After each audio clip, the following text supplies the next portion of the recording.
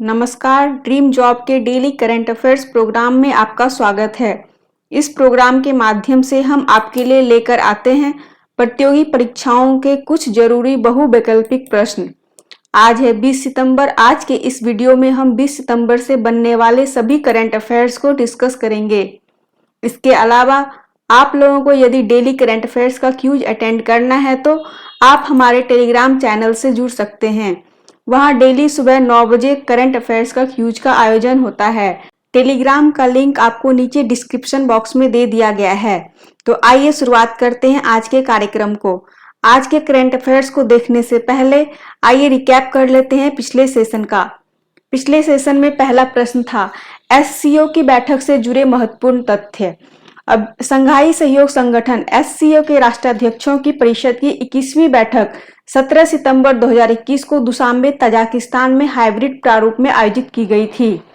बैठक तजाकिस्तान के राष्ट्रपति एमोमली रहमान की अध्यक्षता में हुई। यह हाइब्रिड प्रारूप में आयोजित पहला एससीओ शिखर सम्मेलन और चौथा शिखर सम्मेलन था जिसमें भारत ने एससीओ के पूर्ण सदस्य के रूप में भाग लिया था। भारतीय प्रतिनिधि मंडल का नेतृत्व प्रधानमंत्री नरेंद्र मोदी ने किया, जिन्होंने वीडियो लिंक के माध्यम से बैठक में भाग लिया, और दुशांबे में भारत का प्रतिनिधित्व विदेश मंत्री डॉक्टर एस जयशंकर ने किया। आइए देखते हैं अगले प्रश्न को। Translating my self and others पुस्तक के लेखक कौन है? आंसर है झुंपा लाहिरी। 18 सितंबर को कौन सा दिवस मनाया जाता है? विश्व जल निगरानी दिवस और विश्व बांस दिवस, ये दोनों ही दिवस 18 सितंबर को मनाया जाता है। पर्यावरणीय उपलब्धियों के लिए 2021 इंटरनेशनल यंग इको हीरो के रूप में किसे नामित किया गया है? ये किया गया है अयान संकटा को। अंतर्राष्ट्रीय समान वेतन दिवस कब मनाया जाता है? 18 सितंबर को। 45वीं जीएसटी काउंसिल बैठक का आयोजन किस शहर में किया गया? लखनऊ में इसका आयोजन किया गया और इसकी अध्यक्षता निर्मला सीतारमण ने की। अंतर्राष्ट्रीय तटीय सफाई दिवस कब मनाया जाता है? 18 सितंबर को।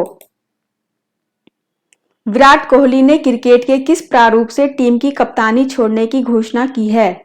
T20 से।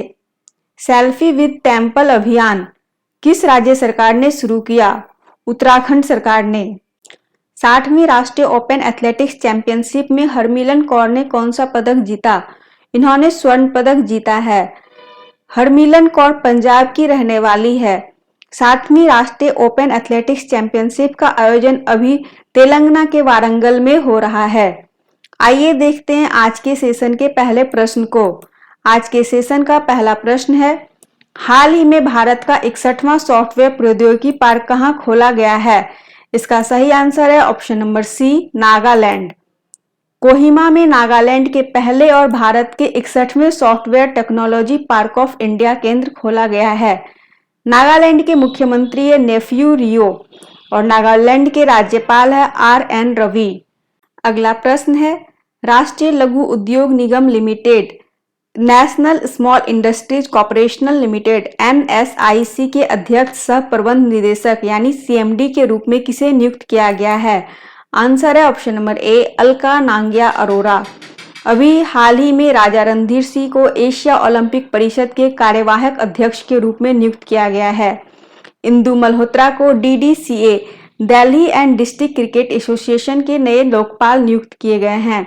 मुनू महावर को मालदीव में भारत के अगले उच्चायुक्त के रूप में नियुक्त किया गया है। अगला प्रश्न है, 18 सितंबर को किस राज्य के मुख्यमंत्री ने इस्तीफा दे दिया है? इसका सही आंसर है ऑप्शन नंबर ए, पंजाब। कैप्टन अमरिंदर सिंह ने पंजाब के मुख्यमंत्री पद से इस्तीफा दे दिया है। अगला प्रश्न है, हाल ही में भारत और किस देश के बीच सूर्य किरण अभ्यास का 15वां संस्करण आयोजित किया जाएगा? आंसर है इसका option number D, Nepal. Bharat Nepal संयुक्त सैन्य प्रशिक्षण अभ्यास सूर्य किरण का 15वां संस्करण 20 सितंबर 2021 से उत्तराखंड के पिथौरागढ़ में आयोजित किया जाएगा। अभ्यास सूर्य किरण का पिछला संस्करण 2019 में नेपाल में आयोजित किया गया था। कोविड-19 महामारी के कारण इस अभ्यास को 2020 में बंद कर दिया गया था। अगला प्रश्न है, हाल ही में किसने ease of doing business report को बंद करने का निर्णय लिया है? आंसर है इसका option number B, world bank. विश्व bank ease of doing business को अब बंद करने जा रहा है, यानी व्यापार सुगमता सूचकांक जो विश्व बैंक द्वारा निकाला जाता था, अब आगे से वह नहीं निकलेगा। ऐसा इसलिए हुआ क्योंकि साल 2018 और 2020 की रिपोर्ट में विश्व बैंक पर डेटा अनियमितता को लेकर सवाल खड़े हुए थे। अनियमितता इस संदर्भ में कि इस रिपोर्ट में डेटा ठीक से एकत्रित नहीं किया जाता है, जिसकी वजह से किसी देश की रैंकिंग ऊपर तो किसी देश की रैंकिंग नीचे आती है। ऑप्शन में यूनेस्को दिया हुआ है। यूनेस्को से जुड़ा हुआ अभी हाल ही के दिनों में एक महत्वपूर्ण प्रश्न बना है। यूनेस्को साक्षरता पुरस्कार अभी हाल ही में किसे दिया गया है? ये दिया गया है NIOS को। NIOS का फुल फॉर्म होता है national institute of open schooling. World Bank के द्वारा जारी अन्य रिपोर्ट है world development report, global economic prospects report, ease of living index, universal health coverage index, international remittance report. World Bank का स्थापना 1944 में हुआ था और इसका मुख्यालय वाशिंगटन DC में है। अगला प्रश्न है, अंतर्राष्ट्रीय लाल पांडा दिवस किस दिन मनाया जाता है? इसका सही आंसर है ऑप्शन नंबर ए, सितंबर का तीसरा शनिवार। लाल पांडा संरक्षण के मुद्दों के लिए जन जागरूकता और समर्थन फैलाने के लिए हर साल सितंबर के तीसरे शनिवार को अंतर्राष्ट्रीय लाल पांडा दिवस, international red panda day IRPD मनाया जाता है। 2021 में यह दिवस 18 सितंबर को मनाया गया। पहला अंतर्राष्ट्रीय लाल पांडा दिवस 18 सितंबर 2010 को मनाया गया था। हाल ही में किस राज्य की सिराराखोंग मिर्च और तामेंगलोंग संतरे को GI टैग मिला है? इसका सही आंसर है ऑप्शन नंबर ए, मणिपुर। भौगोलिक संकेतक यानी GI ज्योग्राफिकल इंडिकेशन का इस्तेमाल ऐसे उत्पादों के लिए किया जाता है जिनका एक विशिष्ट भौगोलिक मूल क्षेत्र होता है। GI टैग किसी क्षेत्र में पाए जाने वाले उत्पादन को कानूनी संरक्षण प्रदान करता है। पहला GI टैग साल 2004 में दार्जिलिंग चाय को मिला था। मणिपुर के मुख्यमंत्री है N बीरेन सिंह, राज्यपाल है ला गणेशन, लोकटक झील मणिपुर में है। अगला प्रश्न है, हाल ही में किस राज्य सरकार ने वरिष्ठ नागरिक हेल्पलाइन एल्डर लाइन 14567 की शुरुआत की है? इसका सही आंसर है option number D, Jammu Kashmir. अभी हाल ही में जम्मू कश्मीर में 1 ग्राम पंचायत 1 DG पे सखी मिशन का शुरुआत किया गया है।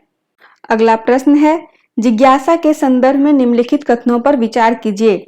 यह विद्यार्थियों और वैज्ञानिकों को जोड़ने का एक कार्यक्रम है। यह कथन बिल्कुल सही है। यह शिक्षा मंत्रालय के अंतर्गत आता है। यह कथन गलत है, इसलिए इसका सही आंसर है ऑप्शन नंबर बी, केवल 2। आइए देखते हैं दूसरा कथन कैसे गलत है। प्रधानमंत्री के जन्मदिन के अवसर पर केंद्रीय मंत्री डॉक्टर जितेंद्र सिंह ने देशव्यापी मुफ्त टेलीमेडिसिन परामर्श सह सुविधा का शुभारंभ किया। उन्होंने यह भी घोषणा की है कि छात्र वैज्ञानिकों को जोड़ने वाले कार्यक्रम जिज्ञासा को बढ़ाते हुए 1 वर्ष के अंदर इसमें भारत के 700 से ज्यादा जिलों के स्कूलों को शामिल किया जाएगा।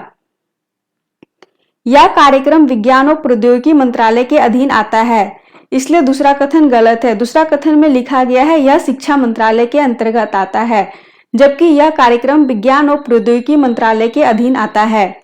केंद्रीय विद्यालय संगठन के साथ संयुक्त रूप से क्रियान्वित इस कार्यक्रम का वर्तमान में देश के 170 जिलों में परिचालन किया जा रहा है। आइए देखते हैं अगले प्रश्न को। हाल ही में समाचारों में देखे गए शब्द तुर्तुक, चुलुंखा, गरादी और त्यागछी निम्नलिखित में से किससे संबंधित है? आंसर है ऑप्शन नंबर ए, गांव से। केंद्रीय संस्कृति मंत्रालय लद्दाख क्षेत्र के तुर्तुक क्षेत्र में चोरबत मुक्ति की स्वर्ण जयंती मनाने के लिए 4 दिवसीय कार्यक्रम का आयोजन कर रहा है।